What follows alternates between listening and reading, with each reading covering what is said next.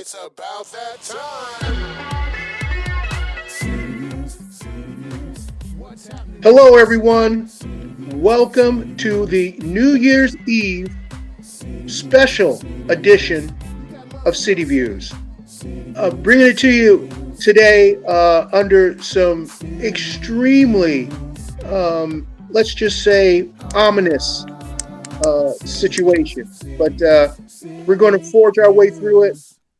And although it may be the end of a current year, we are embarking upon the beginning of a new year.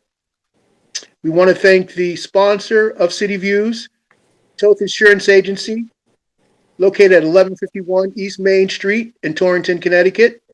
Better protection, better value. Make sure that you tell Steve and the crew that Jacque sent you from City Views. We want to thank you for joining us for our segment this afternoon, What's Cookin', with State District 65th Rep Michelle Cook. And this interview is going to be very melancholy, sad on one respect, because it will be our final show of the year. However, we will wait with bated breath and great anticipation on the things to come in the new. So without further ado, introducing to you the star of the show, 65th State District Rep Michelle Cook. Good afternoon. Good afternoon, my friend. How are you? I'm hanging in there. Very good. I know we're in a little bit different areas than we usually are. Yeah, this is something you and I are going to have to talk about because we have some issues here with our broadband service. We do. And I know that you're struggling with it today. I've struggled with it. And the sad reality is we live about 5 minutes away from each other in the big scheme of things. Yeah. It's broadband has really been something that we've seen in this year. We rely on it beyond heavy, and we must continue to improve that service and ensure that we have all of the internet access that we need, not only for businesses, because we know that businesses thrive on this, but for education. And given the situation we've been in, we know that our children truly need incredible access to internet. And in this world right now, so, just to be able to do their homework and stay connected to their teachers. Yeah, it's a tough environment at the moment. But I think that we're going to step away from some of those challenging issues just for a little bit here, so we can kind of retrospectively look over some of the better things that have transpired over this past year.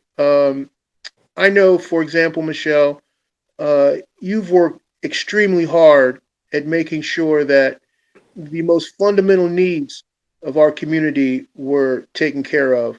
So can you take a little time to talk about your work with the local community food banks and maybe share with us just how pressing that need has become over the period of the coronavirus? Thank you for that. And thank you for ensuring that our communities are staying connected with information as best we can, given this entire year, but not just this year, but for all of the years that you've been involved with ensuring that our community is connected in one way or the other with the arts and culture.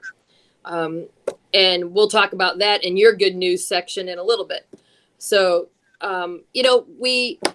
when everything happened back in March and April and our, not only did our community, but our state and our country and, globally, quite frankly, started to see things that they've never seen before. One of the most impressive things that I think has come out of this global pandemic and time of uncertainty and challenge is the way that communities and people have supported each other. And I'm often one of those people that, even though my job as a state legislator, has its hands in a variety of different things, you sometimes don't get the ability to do a ton of truly volunteer grassroots volunteerism, especially in these times. And I've been able to do that. And I've been very fortunate to be able to partner up with Friendly Hands Food Bank. I've been in constant contact with Lisa over at the Soup Kitchen, who's doing yeoman's work down there, to ensure that folks are being fed. And when I started volunteering for the Farm to Families distributions of fresh produce back in May, every week, from May until I want to say August, we saw lines out the door, down the street, in places where you definitely needed to have, our police officers and our fire departments there to ensure safety for people to do no contact pickup and for us to be able to do no contact drop offs, for folks just to have some fresh produce on the table. And then when we saw, as that progressed and people losing their jobs even more so as things went on, those needs, they increased. But I think what was truly awesome about that was not only did we have people come and swing by and pick up a box of produce, but there were times that people said, I'm not in the line to pick up a box, but I'm here to drop you off a $500 donation, or we're here to do this, or we're here to do that. That's just been truly a blessing for me, not only because we were able to feed so many people, but the amount of people that I was able to meet. And then taking it one step further, I had received calls from people at our senior housing complexes that said, we can't get out. We don't have cars. We don't have means. What can we do? How can you help? And so myself and Travis and Ed and a couple of other folks, my daughter, my husband, and my son, we decided to start loading this stuff into cars and delivering it to them. And that for me was the most meaningful component of everything that we've ever done, because we were able to reach those people in their homes in a safe manner, in all of our housing complexes and our senior housing complexes. And it was just the gratitude and now the friendships that we have developed by doing that outreach for them has been something that has changed my life forever. And I'm honored to have, a ton of new friends, and we would have never necessarily met and connected the way that we did had it not been for the situation that we were in. And so, that was one of the great things that happened to me during these very trying times. My daughter graduated from college. My son turned 21. I mean, we had personal gains, but me, it's really never about what's personal in my life. It's really about what's betterment for our community. And, we had struggles too, and we've talked about them numerous times, but those are some of the cool things. Well, when you talk about things that are better for the community, I think one of those developments was your reelection to the House this year. And congratulations again. Thank you for that. Talk to our audience a little bit about what that means to you, Michelle. I sit in my office up here at the Legislative Office Building. I've been up here quite a bit, getting ready for our session that starts on Wednesday. Coming up here, it's always the first Wednesday after the first of the year, and it's such an honor and a privilege to be able to represent your community and your state in an elected position, and never anything that I ever thought that I wanted until I did it. And it's been something that has been life-changing for 1,001 reasons multiplied to the nth degree. And, it's truly about partnerships, and it's about being able to advocate for the needs of our community, from the smallest need to the largest need, and trying to help make a difference in the lives of folks that need assistance. Maybe they don't know they need assistance, or at the end of the day, just bringing back, a policy change that helps our residents, or some funding that helps our arts and culture, or our schools, our municipalities.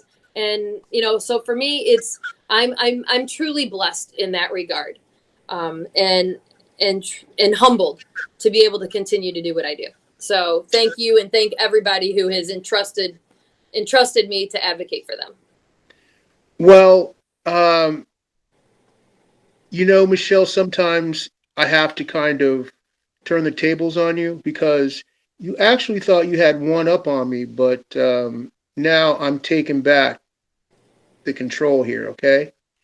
Now, I normally would continue as our producer suggested or recommended.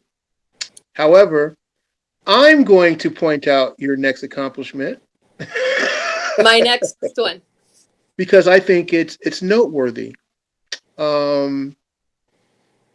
Because when you say how much of a honor and a privilege it is to serve the community, and having a keen understanding of the weightiness of that position, I think it also should be noted that while you hold those sentiments very dear, that you're also performing exemplary on the state level, which is probably why you were selected to serve as a deputy speaker once again. And I think that speaks volumes to your attendance, your contributions on your committees, your communication with your constituents. All those factors, I think, work in our favor because we have access to you as your colleagues understand the role that you're playing with your constituency. So I want to congratulate you on that because I think that says a lot about not only you as a person, but your work ethic. And I think that regardless, we need to come to a point in our political discourse where regardless of how we feel about our representatives on a personal level, we do have to look objectively not only at their record, but at their performance in office. And you can say all the good things and say all the right things in terms of how you evaluate and assess your performance in office, but it's an even more credible statement when your colleagues make that statement. So I'm personally impressed by that and really wouldn't expect anything less knowing how committed you are to what you do. Thank you. I appreciate that. And then the opportunities that have been afforded to me here and the trust that's been given to me here. Again, it does run parallel to the honor and the privilege that I hold for there, and I say there because I'm not there, but meaning Torrington specifically. And, working as a deputy speaker and being on the committees that I've been on and I am on, and working on the nursing home group that I'm working on now and chairing the staffing level subcommittee group and things like that. Those are things, that's a lot of behind the scenes work, and folks are, not always there to watch it or seeing it every day. But it is beyond rewarding. So thank you for the shout out. I appreciate it. I hear your compliment, Jacque. Thank you very much. So I guess I can turn it back over to you now because you were to have 3 to 5 accomplishments that you were going to share with us. So that's 3. So we can cut it off now, or you can do a little shameless plug here if you'd like. You know me better than that. I'm not a shameless plugger. But you're allowed to. You're allowed to now. Yeah, I just don't. 2020 was a big year for me, and I always say that 2020 went crazy because I turned 50. So, that's what I was just saying, to Dan before you hopped on. I'm like, it's all my fault because I turned 50 and everything went crazy right after that. No, like I said, I think that we've been able to, even though we've had some really struggling times, and obviously I would be remiss in, to not remember all of those lives that have been lost and, and shattered due to the pandemic. I would be remiss if we did not give a huge shout out to all of those on the front line that are doing yeoman's work to ensure that we are safe and healthy. And if we are not healthy, that they are making sure that they can do everything in their power to ensure our health. And I want to continue to plug community patience and gratitude. I know that it's been a year of trying times, but as we've said, and I've said time after time, if we don't have a healthy community that respects and supports each other, we don't have a community. So that's really not about me, and that's not a plug about me. That's a plug about our incredible community and really trying to work together to get where we are. Fire, police, healthcare professionals, whether they be in the hospitals, the doctors, the nursing homes, the caregivers that work in our group homes, all of them. I do not want to spend our time without truly emphasizing the value that they hold and the importance of which we have gone to often take for granted and should no longer ever do that. I was just reading the significant amount of lives lost in healthcare providers, and one is too many. And we need to take a step back and just be grateful, be patient, and be kind, and learn to continue to move forward in a manner that kind of skips over some of the negatives on the 2020 world and goes straight to what looks to be a more positive 2021. I know we still have the naysayers, but we've got incredible people right here in the state of Connecticut, and Pfizer's down our way, and they've created a vaccination that is out there trying to fight a pandemic that we were nowhere near ready for. Huge shout outs to everybody. And then all of the other frontline folks, the people that were in restaurants or delivering to us, the grocery store workers, all of those people that continue to put themselves in harm's way so we could continue to live our lives in somewhat of a way that was as close to normal as possible. And again, I know that our graduates, whether it be college graduates or high school graduates, our athletes, they've seen disruption in their world, all of our students, and then all of their families. And it's been challenging for everybody. And I just hope that we can all take a deep breath. I know this will air after January 1st, but I hope that we can all continue to take that deep breath and just a step back. And when we all get frustrated, say, you know what, we can get through it together. And as my father-in-law would say every day, this too shall pass. This too shall pass. We just want to be able to watch it pass together. I'm inclined to agree with you on those points because if the essence of a community is the component of unity. It's true. And hopefully going forward, we can learn from some of the mistakes that we've made in 2020 and capitalize on some of the disparities that the coronavirus has exposed. If you want to take a situation and, make it better, you have to be honest about assessing those situations. Right. And going back into session the first of the year, what are some of your thoughts as to how we can create more effective public policy?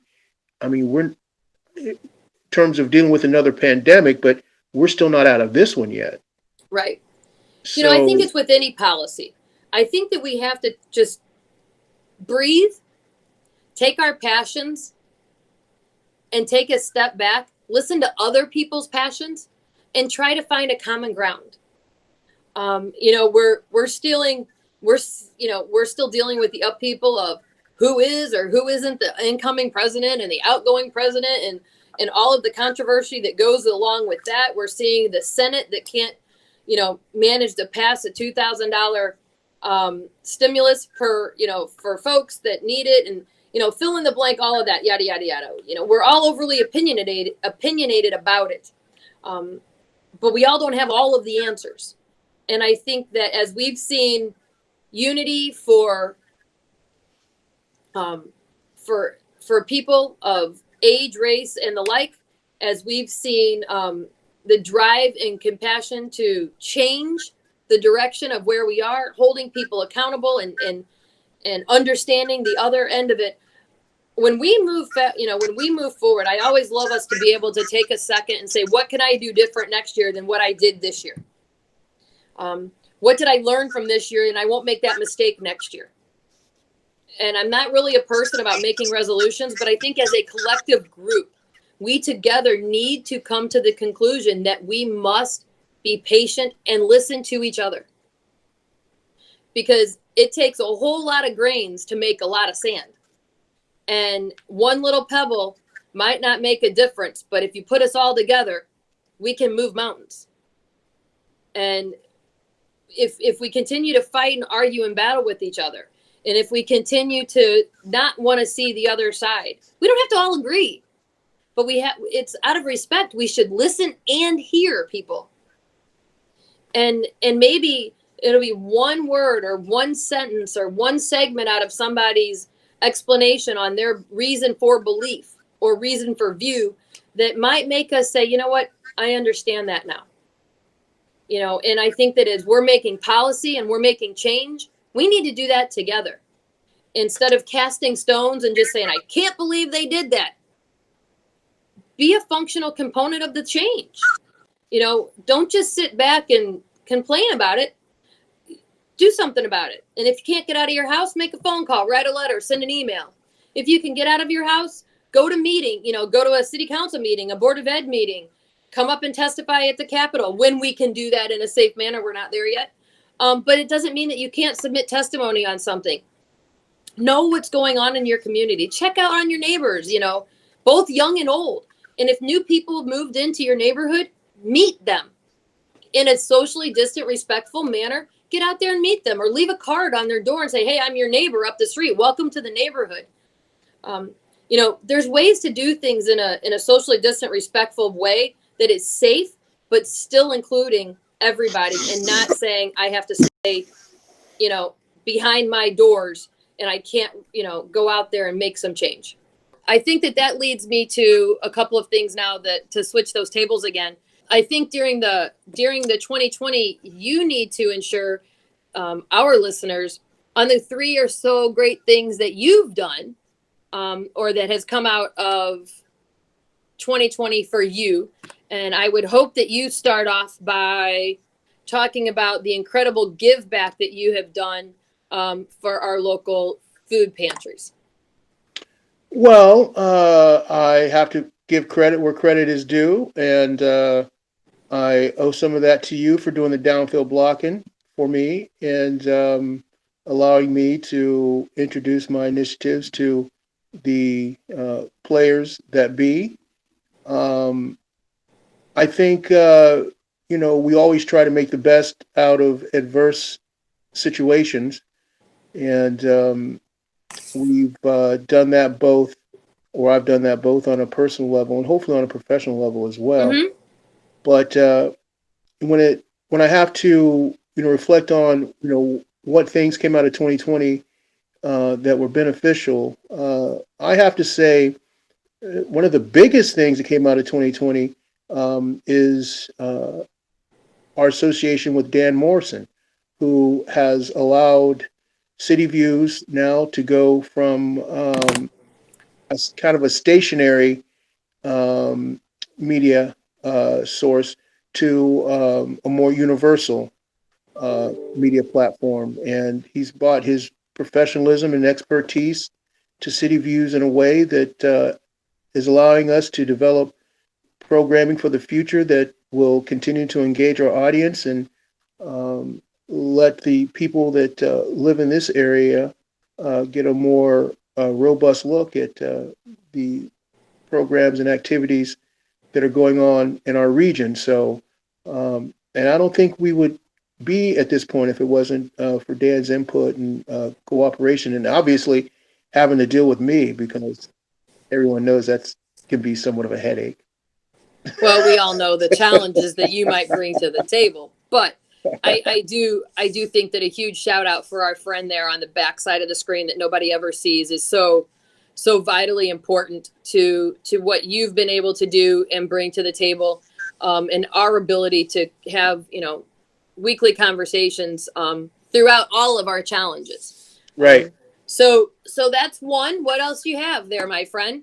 Well, I mean, the I'm looking forward to our partnership. I've been able to speak with some of the other players in the arts community, and it looks as though our current activities are going to be a little more feasible in terms of allowing an opportunity to take place where we can have collective community impact. So some other people are going to be getting involved into developing the art spaces with the websites on the food bank so that we can provide an opportunity to showcase our artists while simultaneously creating revenue streams for our social services network. So I'm really pleased to see how that's come along, and there might be some other tentacles coming out of that, which obviously is what you want from these types of community collaboration. So really proud about that, and how Torrington always seems to respond in a very positive way when it comes to community activities. Then my a lot of the reasons why I was able to get back in the studio and record and start producing again. I got to give a lot of credit to Red Room, a recording studio, Sound Studios. It's on Water Street. Lucinda and Mick have just been a real boost to my music career and encouraging me to put my best foot forward and getting back out there and, not being, what's the word I'm looking for? I think sometimes you have, especially in the world of art, you have to be willing to fail. And, no one wants to be a failure, obviously, but sometimes just kind of walking through those very delicate pathways sometimes bears more fruit than we realize, and that was certainly a case with my working relationship with Lucinda and Mick. And then I was able to get back in touch with when I was doing the Singer Songwriter Network. One of the things that I enjoyed most about it was meeting the younger talent that was coming up in the area. So I'm in a position now to reconnect with one of the bright young producers here in Torrington, and that's just a delight for me because I think that the younger culture, they're much more, they seem to be a little bit more down to earth, if that's what I can say. And Grounded? pardon me? You find them a little more grounded? Yes, I do. Oddly enough. And, they look at the world even more cynically than most, but for the right reasons. But, I've discovered that, a lot of these young upstarts really have a vision and skills and talents that can really take the next generation to the next level. So I'm proud about working with that too. So there's a lot of stuff going on.